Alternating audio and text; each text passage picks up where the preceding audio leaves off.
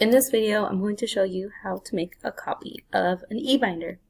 In order to do this, you're going to need to log on to your Google Classroom account for our Avid class. So here's my example one. You should see a post in our stream. So here's your stream where I gave you the link. So eBinder link.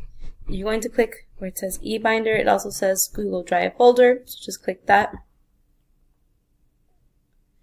It'll take you to a site that looks like this. Now you're going to have to click the template just once so that you can see that, so you see it goes highlighted in light blue. So I want to make sure I click it once. Once I click it, you'll see these three little dots where it says more actions. So click there. Then you're going to make a copy for yourself. So go ahead and make a copy. It tells you here that's creating a copy of the binder template.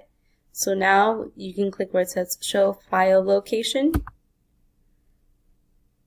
And now in blue you'll see where it's highlighted where you have a copy of your own binder.